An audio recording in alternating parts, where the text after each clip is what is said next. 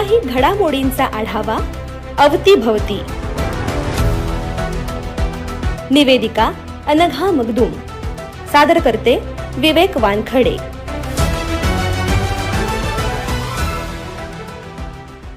नमस्कार श्रोते हो, अवतीभवती या कार्यक्रमात मी अनघा योगेश मगदूम आपलं मनापासून स्वागत करते। गेल्या आठवड्यात आपल्या रत्नागिरी जिल्ह्यात घडलेल्या घडामोडींचा साप्ताहिक आढावा आता घेऊया। सुरुवातीला ऐकूया ठळक घडामोडी। शासकीय योजनांची कामं गती न करा, कामातील ढिलाई खपवून घेतली जाणार नाही, महसूल राज्यमंत्री योगेश कदम यांच्या सूचना। रत्नागिरीत घेतली मॅरेथॉन बैठक। माती वाचवा, पाणी जपा, जलसंधारण दिनानिमित्त रत्नागिरीत महावॉकेथॉनला उत्स्फूर्त प्रतिसाद। चिपळूणच्या वाशिष्ठी नदीकाठी थरारक घटना, 10 वर्षाच्या चिमुरडीचे अद्भुत धाडस, मगरीच्या तोंडातून वाचवला आईचा जीव। अखेर आंबा घाटातून एसटी बस वाहतूक झाली सुरू। रत्नागिरी पोलिसांचे operation tape for safe, Bhate पावस मार्गावरील अपघात रोखण्यासाठी पोलीस अधीक्षकांकडून रस्त्याची प्रत्यक्ष पाहणी। रत्नागिरी जिल्हा पोलीस दलातील 12 कर्तव्यदक्ष अधिकारी आणि अंमलदारांना अतिउत्कृष्ट सेवा पदक आणि उत्कृष्ट सेवा पदक सन्मान बहाल। महाराष्ट्रातील मतदार याद्यांच्या विशेष सखोल पुनरीक्षणाचे सुधारित वेळापत्रक जारी। अंतिम मतदार यादी 4 नोव्हेंबर 2026 रोजी होणार प्रसिद्ध। रत्नागिरी जिल्ह्यात हत्तीरोग शोध मोहीम सुरू, नागरिकांनी तपासणी करून घेण्याचं जिल्हा प्रशासनाचं आवाहन।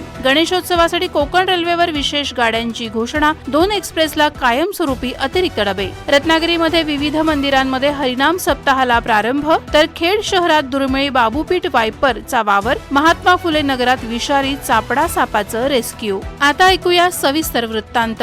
रत्नागिरीत गृह, महसूल, ग्रामविकास राज्यमंत्री योगेश कदम यांच्या अध्यक्षतेखाली मॅरेथॉन बैठक घेण्यात आली। यावेळी त्यांनी विविध शासकीय योजनांचा सविस्तर आढावा घेतला। शासकीय योजनांचा लाभ सर्वसामान्य जनतेपर्यंत वेगानं पोहोचलाच पाहिजे, कामातील ढिलाई आणि उदासीनता अधिकाऱ्यांनी झटकावी, अशा सूचना राज्यमंत्री योगेश कदम यांनी केल्या। यावेळी बोलताना राज्यमंत्री योगेश कदम म्हणाले, तहसीलदार स्तरावरती, प्रांताधिकारी स्तरावरती अनेक वर्ष काही केसेस ह्या प्रलंबित राहतात। एकेका केसेसची सुनावणी 4-4, 5-5 वेळा तारखा दिल्या जातात आणि केसेस प्रलंबित राहतात। त्यामुळे लाभार्थीची त्यांची पिळवणूक होते। या बाबतीतल्या या केसेसची पेंडन्सी ही लवकरात लवकर पूर्ण करण्याच्या सूचना, शक्यतो जास्तीत जास्त 2 सुनावणीमध्ये आपण हा विषय संपवले पाहिजे। ह्या सगळ्या केसेस पेंडन्सी पूर्ण कराव्यात। सर्वसामान्य नागरिकांची सर्वात जास्त पिळवणूक कुठे होत असेल तर ती मंडळ अधिकारी आणि तलाठी स्तरावरती होते आणि म्हणून रत्नागिरी जिल्ह्यामधील मंडळ अधिकाऱ्यांचं जेवढं दप्तर आहे, हे दप्तर क्रॉस व्हेरिफिकेशनच्या द्वारे आम्ही आता तपासाला सुरुवात करणार आहोत। महाराष्ट्रामध्ये देखील आपण हे राबवण्याबाबतमध्ये कळवलेलं आहे। खाणी ज्या ज्या ठिकाणी आहेत त्या ठिकाणी नियमितरित्या ईटीएस मोजणी झाली पाहिजे। जिल्हा परिषदच्या अधिकाऱ्यांच्या मार्फत मनरेगामध्ये कमीत कमी कामं कशी होतील असा प्रयत्न केला जातो। त्याला अनेक कारणं आहेत, परंतु ही उदासीनता चालणार नाही, आम्ही खपवून घेणार नाही असे निर्देश मी आज दिलेले आहेत। जिल्हा परिषद शाळांमध्ये असलेली शौचालय ही अत्यंत वाईट स्थितीमध्ये आहेत। ते शौचालयांची बांधकामं झाली पाहिजेत। अन्न नागरी पुरवठा विभागामध्ये गोडाऊन मध्ये अनेक वेळा आम्ही पाहतोय की रास्त दुकानदारांपर्यंत जे काही धान्य यायचं आहे, अजूनही आज 21 तारीख आलेली असताना देखील अजूनही काही दुकानामध्ये धान्य पोहोचलेलं नाही, तर लाभार्थ्यांपर्यंत ते पोहोचणार कधी? हे अजिबात दिरंगाई चालणार नाही।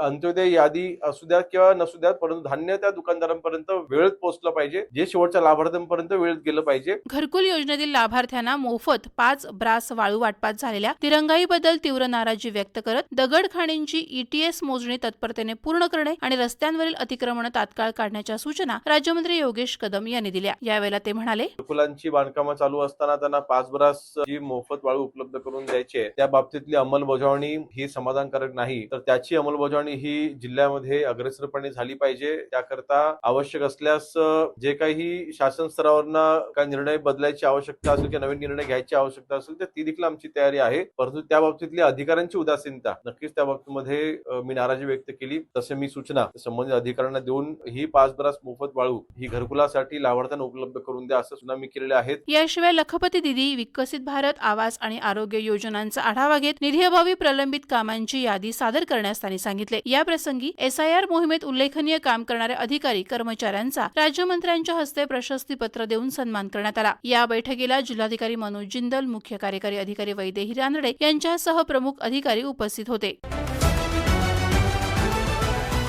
माजी मुख्यमंत्री स्वर्गीय सुधाकररावजी नाईक यांच्या जयंतीनिमित्त आणि जलसंधारण दिनाचं औचित्य साधून रत्नागिरी शहरात भव्य महावॉकेथॉन वॉक फॉर वॉटर उत्साहात पार पडली. पाण्याचा प्रत्येक थेंब जपूया, दुष्काळमुक्त महाराष्ट्र घडवूया असा संकल्प करत आयोजित केलेल्या या 3 किलोमीटरच्या पदयात्रेत विद्यार्थी, नागरिक आणि सामाजिक संस्थांचे हजारो प्रतिनिधी उत्स्फूर्तपणे सहभागी झाले होते. शुक्रवारी सकाळी ऐतिहासिक जयस्तंभ चौकात प्रशिक्षक सानिका चव्हाण यांच्या झुंबा वॉर्मअपने उपक्रमाची सुरुवात झाली. त्यानंतर उपस्थितांनी जल आणि मृद संवर्धनासाठी भूजल पुनर्भरणात सक्रिय योगदान देण्याची सामूहिक शपथ घेतली. नगराध्यक्षा शिल्पा सुर्वे, अप्पर जिल्हाधिकारी भाऊ गलांडे, उपजिल्हा निवडणूक अधिकारी राहुल गायकवाड आणि मृद आणि जलसंधारण विभागाचे कार्यकारी अभियंता धनंजय साहुत्रे यांनी या वॉकेथॉनला हिरवा झेंडा दाखवून पदयात्रेला प्रारंभ केला. ही महावॉकेथॉन जयस्तंभ चौक ते बाळनाका आणि पुन्हा जयस्तंभ चौक अशा मार्गाने रत्नागिरी शहरात काढण्यात आली. यामध्ये विद्यार्थी, NSS, NCC cadets, lions club, rotary क्लबचे पदाधिकारी तसंच शासकीय अधिकारी, कर्मचारी मोठ्या संख्येनं सहभागी झाले होते. सांगतेनंतर सहभागी विद्यार्थ्यांना मेडल, प्रशस्तीपत्रक आणि सन्मान चिन्ह प्रदान करण्यात आलं. चिपळूण तालुक्यातून एक अंगावर काटा आणणारी आणि तितकीच कौतुकास्पद घटना समोर आली आहे. तालुक्यातील वालोपे गणेशवाडी येथे वाशिष्ठी नदीकाठी कपडे धुण्यासाठी गेलेल्या एका महिलेवर अजस्त्र मगरीने जीवघेणा हल्ला केला. मात्र तिच्या अवघ्या 10 वर्षाच्या मुलीनं दाखवलेल्या अफाट धाडसामुळे मातेचा जीव वाचलाय. संध्याकाळी 6 वाजण्याच्या सुमारास नंदिनी भूपेंद्र पवार आपली 10 वर्षांची मुलगी स्वर्णी हिच्यासह नदीवर कपडे धुण्यासाठी गेल्या होत्या. त्याचवेळी पाण्यात दबा धरून बसलेल्या अजस्त्र मगरीनं अचानक नंदिनी यांच्यावर झडप घातली आणि त्यांचा पाय जबड्यात पकडून त्यांना खोल पाण्यात ओढू लागली. या भयानक प्रसंगातही न घाबरता 10 वर्षांच्या स्वर्णीनं प्रसंगावधान दाखवलं आणि थेट आईचा हात पकडून संपूर्ण ताकदीनिशी तिला पाण्याबाहेर खेचत मगरीच्या जबड्यातून तिची सुटका केली. या हल्ल्यात जखमी झालेल्या नंदिनी पवार यांच्यावर कामथे रुग्णालयात उपचार करण्यात आले. ही घडलेली घटना सांगताना चिमुकली स्वर्णी पवार म्हणाली, स्वर्णी भूपेंद्र पवार, आईने जो दगड पकडलेला ना, ज्या हाताने दगड पकडलेला तो हात खेचत होते मी. मगरीने मम्मीला सोडलं ना, तेव्हा मग मम्मी आणि मी वरती आलो. मग सगळ्या माणसांना बोलवली. तेव्हा कामत्यातल्या हॉस्पिटलमध्ये गेलेलो.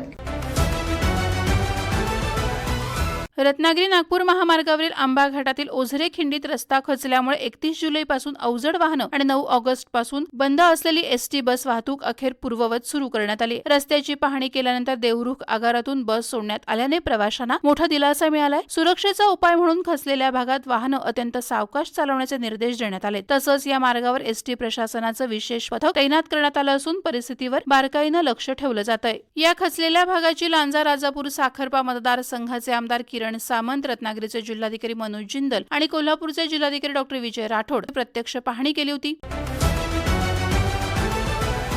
रत्नागिरी पोलीस दलाच्या ऑपरेशन टेप फॉर सेफ अंतर्गत भाटे पावस रोडवरील अपघातांच्या घटना रोखण्यासाठी पोलीस अधीक्षक नितीन बगाटे आणि अप्पर पोलीस अधीक्षक BB महामुनी यांनी सदर रस्त्याची प्रत्यक्ष पाहणी केली. पाहणी दरम्यान संबंधित अधिकाऱ्यांना अपघात प्रतिबंधासाठी आवश्यक उपाययोजना सुचवण्यात आल्या. सदर उपाययोजनांची तात्काळ अंमलबजावणी करण्याचे निर्देश पोलीस अधीक्षक बगाटे यांनी दिले आहेत.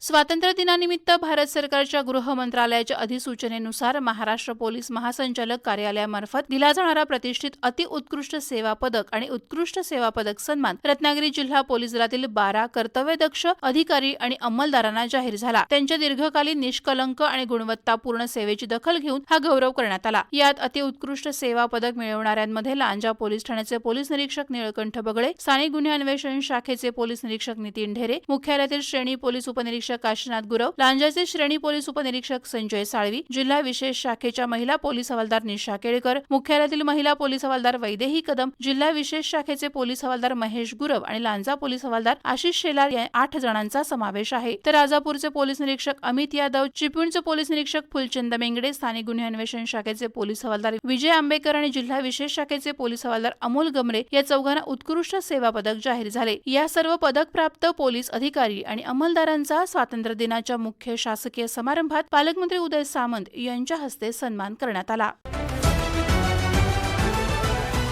महाराष्ट्र पोलीस दलात 15 वर्षांचे उल्लेखनीय, निष्कलंक आणि आदर्श सेवा बजावणारे रत्नागिरी लाचलुचपत प्रतिबंधक विभागाचे पोलीस उपअधीक्षक अविनाश आनंदराव पाटील यांना स्वातंत्र्य दिन 2026च्या औचित्यानं उत्कृष्ट सेवा पदक देऊन गौरवण्यात आलं. जिल्ह्याचे पालकमंत्री डॉक्टर उदय सामंत यांच्या हस्ते हा सन्मान करण्यात आला. आपल्या संपूर्ण सेवा काळात कोणताही दोषारोप नसलेला, पूर्णतः निष्कलंक सेवा अभिलेख राखणाऱ्या पाटील यांना आतापर्यंत 231 बक्षिसं, पोलीस महासंचालकांचे प्रशंसापत्र आणि 12 इतर प्रशंसापत्र मिळाली आहेत. त्यांनी गुहागर, मुरबाड, कल्याण तालुका, कुळगाव, नेरळ, कुपवाड MIDC आणि मुंबई गुन्हे शाखेत विविध पदांवर काम करताना खून, दरोडा, सायबर गुन्हे, अंमली पदार्थ विरोधी कारवाई आणि फसवणुकीचे गंभीर गुन्हे उघडकीस आणले. तसंच रत्नागिरी अँटी करप्शन ब्युरो अर्थात लाचलुचपत प्रतिबंधक विभागामध्ये त्यांनी महसूल, पोलीस, जिल्हा परिषद, बांधकाम, वैद्यकीय अशा विविध विभागातील भ्रष्ट अधिकाऱ्यांवर तब्बल 14 यशस्वी सापळ्या कारवाया केल्या आहेत.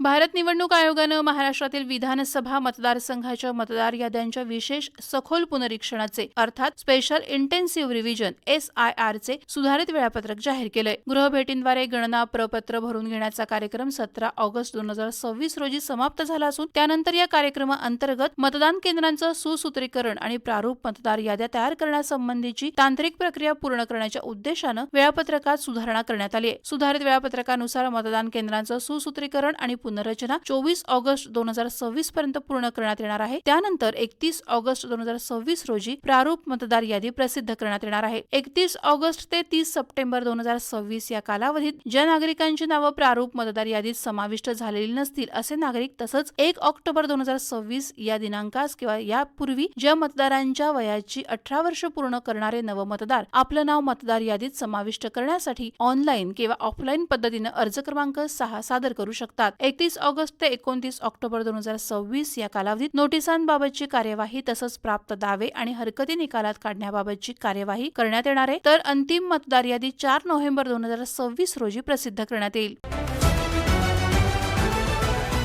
रत्नागिरी जिल्ह्यात माझं गाव आरोग्य संपन्न गाव अभियानाअंतर्गत सार्वजनिक आरोग्य विभागाच्या वतीनं 16 ते 31 ऑगस्ट 2026 कालावधीत हत्तीरोग शोध मोहीम राबवली जाते. या मोहिमेत जिल्ह्यातील संशयित बाधित रुग्ण तसंच अंडवृद्धीच्या रुग्णांचा शोध घेऊन त्यांना योग्य उपचार आणि आरोग्य सेवा उपलब्ध करून दिली जाते. सन 2026 मध्ये आतापर्यंत जिल्ह्यात संकलित केलेल्या 10,444 रक्त नमुन्यांपैकी 10,374 नमुन्यांची तपासणी पूर्ण झाली असून त्यामध्ये 83 नमुने पॉझिटिव्ह आढळले आहेत. हा दर 0.80% इतका आहे. तालुकानिहाय तपासणीमध्ये मंडणगडमध्ये 4, दापोलीमध्ये 25, खेडमध्ये 12, गुहागरमध्ये 6, चिपळूणमध्ये 22, रत्नागिरीमध्ये 8 आणि लांजा तालुक्यामध्ये 6 पॉझिटिव्ह रुग्ण आढळले तर संगमेश्वर आणि राजापूर तालुक्यात एकही पॉझिटिव्ह रुग्ण आढळलेला नाही. याबाबतची माहिती देताना जिल्हा हिवताप अधिकारी डॉक्टर संतोष यादव म्हणाले, हत्तीरोग मोहीम आपण पूर्ण जिल्ह्यामध्ये राबवतोय. याच्यामध्ये आपण रात्रीचं रक्त नमुने घेतोय, म्हणजे याला नाईट ब्लड सॅम्पल म्हणतात. कारण आपल्या शेजारच्या जिल्ह्यामध्ये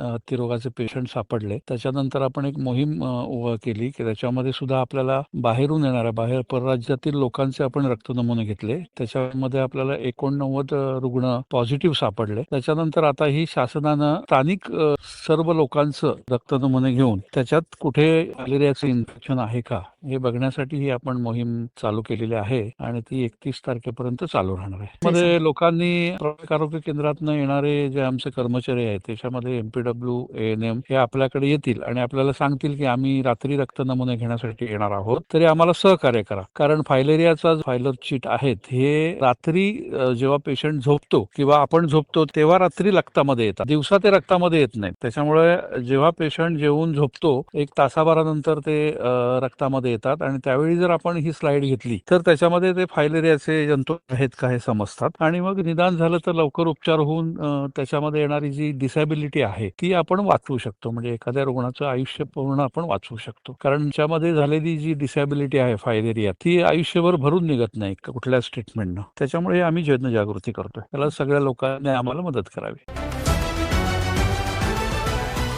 शासकीय वैद्यकीय महाविद्यालय रत्नागिरी येथे वैद्यकीय शिक्षण घेणाऱ्या विद्यार्थ्यांच्या अभ्यास आणि संशोधनासाठी 22वे मरणोत्तर देहदान नुकतंच संपन्न झालं. मूळचे लिमियेवाडी कर्ला रत्नागिरी येथील रहिवासी आणि भारतीय संरक्षण दलातील माजी सैनिक कैलासवासी अनंत नरहर गोखले वय 78 यांचं गुरुवारी 20 ऑगस्ट 2026 रोजी अल्पशा आजारानं निधन झालं. त्यांच्या आणि त्यांच्या कुटुंबियांच्या इच्छेनुसार हे मरणोत्तर देहदान करण्यात आलं. संरक्षण दलात देशसेवा बजावलेल्या कैलासवासी अनंत गोखले यांच्या पार्थिवाचा उपयोग भावी डॉक्टरांच्या अभ्यासासाठी आणि वैद्यकीय संशोधनासाठी व्हावा या उदात्त हेतूनं कुटुंबियांनी हा निर्णय घेतला. 20 ऑगस्ट रोजी वैद्यकीय महाविद्यालयाकडे पार्थिव सुपूर्त करण्यात आलं. यावेळी कैलासवासी गोखले यांची कन्या रुपाली लिमये, जावई मंदार लिमये तसंच राजीव लिमये, मिताली भिडे, दिनेश आगाशे, शिरीष सोहनी आणि मित्रपरिवार उपस्थित होता. गणेशोत्सवातील प्रवाशांची वाढती गर्दी लक्षात घेऊन कोकण रेल्वे प्रशासनानं विशेष फेऱ्यांची घोषणा केली असून 2 एक्सप्रेस गाड्यांमध्ये कायमस्वरूपी अतिरिक्त डबे जोडण्याचा निर्णय घेतलाय. मडगाव नागपूर विशेष ही गाडी मडगावहून 8, 15 आणि 22 सप्टेंबरला रात्री 7 वाजता सुटेल, तर परतीची गाडी 9, 16 आणि 23 सप्टेंबरला धावेल. या 19 डब्याच्या गाडीला सावंतवाडी रोड, कुडाळ, कणकवली, वैभववाडी, राजापूर, रत्नागिरी, संगमेश्वर, चिपळूण, खेड, माणगाव, रोहा आदी प्रमुख स्थानकांमध्ये थांबे देण्यात आलेत. 18 सप्टेंबरच्या प्रवासासाठी 3AC मध्ये 95 आणि स्लीपर मध्ये 322 अशा एकूण 417 जागा उपलब्ध असून प्रवाशांनी वेळेत आरक्षण करण्याचं आवाहन करण्यात आलंय. मडगाव लोकमान्य टिळक टर्मिनस विशेष ही गाडी 13, 20 आणि 27 सप्टेंबरला, तर LTTहून 14, 21 आणि 28 सप्टेंबरला धावेल. 19 डब्यांच्या या गाडीला सिंधुदुर्ग, कणकवली, राजापूर, रत्नागिरी, संगमेश्वर, चिपळूण, खेड, माणगाव, रोहा, पनवेल आणि ठाणे स्थानकावर थांबे असतील. अजमेर, एर्नाकुलम, मरुसागर एक्सप्रेसला स्लीपरचा एक अतिरिक्त डबा कायमस्वरूपी जोडण्यात आला असून ही रचना अजमेरहून 23 ऑक्टोबर तर एर्नाकुलमहून 25 ऑक्टोबर 2026 पासून लागू होईल. हैदराबाद वास्को द गामा एक्सप्रेसमध्ये 3rd AC आणि स्लीपरचा प्रत्येकी एक अतिरिक्त डबा जोडल्याने या गाडीची डब्यांची संख्या 11 वरून 12 झाली आहे. गणेशोत्सवाच्या पार्श्वभूमीवर प्रवाशांची गैरसोय टाळण्यासाठी रेल्वे प्रशासनानं हे पाऊल उचललं असून प्रवाशांनी वेळापत्रक तपासून वेळेत आरक्षण करून प्रवासाचं नियोजन करावं असं आवाहन कोकण रेल्वेतर्फे करण्यात आलंय. पवित्र श्रावण मासानिमित्त रत्नागिरी परिसरातील विविध मंदिरांमध्ये अखंड नामसप्ताहाला सुरुवात झाली आहे. त्यामध्ये रत्नागिरी शहरातील श्री काशी विश्वेश्वर मंदिरात पवित्र श्रावणानिमित्त अखंड नामसप्ताहास प्रारंभ झाला असून षोडशोपचार, महापूजा, रुद्राभिषेक, त्रिकाल आरती आणि सुश्राव्य भजन कीर्तनाचं आयोजन करण्यात आलं आहे. याची माहिती आपल्याला देत आहेत ग्रामस्थ दीपक सुर्वे. नमस्कार. श्रावण मासातील देवाचा नामसप्ताह अगदी सुरू झालेला आहे आणि आपण सर्व भाविकांच्या वतीने, सगळ्या भक्तगणांच्या वतीने आपण हा श्रावण मासातला दिवस आपण साजरा करणार आहे. माझी एक विनंती आहे सर्वांना की आपण सर्व भाविकांनी या कार्यक्रमामध्ये उत्स्फूर्त पाठिंबा देऊन सगळ्यांचं सहकार्य भक्तिभावाने आपण या ठिकाणी येऊन या देवदर्शनाचा लाभ घ्यावा, तीर्थप्रसाद लाभ घ्यावा आणि हे 4 सोमवार असेच मासामध्ये चांगल्या प्रकारे, योग्य प्रकारे नियोजन करून या ठिकाणी देवाचा सगळा कार्यक्रम साकार होणार आहे. सत्यनारायणची महापूजा शेवटच्या सोमवारी होणार आहे. 3ऱ्या सोमवारी देवाचा नामसप्ताह उठल्यानंतर 3ऱ्या सोमवारी सुद्धा अनेक प्रकारची भजनं असाच कार्यक्रम साजरा होणार आहे आणि 2ऱ्या सोमवारी देवाचा सप्ताह, नामसप्ताह आपण उठवला जातो सर्वांच्या साक्षी. रत्नागिरी शहरासह संपूर्ण जिल्ह्यात विविध मंदिरांमध्ये नामसप्ताह आणि विविध धार्मिक कार्यक्रमांचं आयोजन करण्यात आलं असून जिल्ह्यातील वातावरण धार्मिक झालं आहे. खेडमध्ये धक्कादायक घटना समोर आली आहे. शहरातील महात्मा फुले नगर परिसरात मानवी वस्तीजवळ दुर्मिळ आणि विषारी बांबू पीट वायपर अर्थात चापडा जातीचा साप आढळून आला. साप दिसताच नागरिकांनी तात्काळ वन्यजीव रक्षकांना माहिती दिली. माहिती मिळताच वन्यजीव रक्षक सर्वेश पवार, रोहन खेडेकर, ओमकार चिखले आणि नगरसेवक यश खेडेकर यांनी घटनास्थळी धाव घेतली. सापाला सुरक्षितपणे रेस्क्यू करून त्याच्या नैसर्गिक अधिवासात त्याला मुक्त करण्यात आलं. हा साप प्रामुख्याने घनदाट जंगल, बांबूची बेटं, झुडपं आणि ओलसर भागात आढळतो. हा निशाचर शांत स्वभावाचा असला तरी धोका जाणवल्यास दंश करू शकतो. त्याचे विष हेमोटॉक्सिक स्वरूपाचे असल्याने दंश झाल्यास गंभीर परिणाम होऊ शकतात. मानवी वस्तीत हा दुर्मिळ साप आढळल्याने खेड शहरातील सर्पमित्रांमध्येही आश्चर्य व्यक्त होत आहे. नागरिकांनी साप आढळल्यास त्याला हात न लावता तात्काळ वन्यजीव रक्षक किंवा सर्पमित्रांशी संपर्क साधण्याचं आवाहन करण्यात आलं आहे. रत्नागिरी जिल्ह्यातील पर्जन्यमानाचा 1 जून 2026 पासूनचा आढावा घेतला तर 22 ऑगस्ट 2026 या कालावधीपर्यंत एकूण सरासरी 2331 मिलीमीटर म्हणजेच वार्षिक सरासरीच्या 69.29% पावसाची नोंद झाली आहे. गतवर्षी याच कालावधीत जिल्ह्यात 3004.75 मिलीमीटर म्हणजेच तब्बल 89.31% पाऊस झाला होता. रत्नागिरी जिल्ह्यात आतापर्यंत खेड तालुक्यात सर्वाधिक म्हणजेच 2903.84 मिलीमीटर पावसाची नोंद झाली असून हे प्रमाण 82.71% इतकं आहे. अद्यापही पावसामध्ये अनियमितता असल्याने पाऊस आपली सरासरी यंदा पूर्ण करणार का असा प्रश्न आता रत्नागिरीकरांना पडला आहे. श्रोते हो, या होत्या रत्नागिरी जिल्ह्यात गेल्या सप्ताहामध्ये घडलेल्या घडामोडी. अशाच घडामोडींसह पुन्हा भेटूया पुढच्या अवतीभोवती कार्यक्रमात. तोपर्यंत अनघा योगेश मगदूम हिला निरोप द्या. नमस्कार.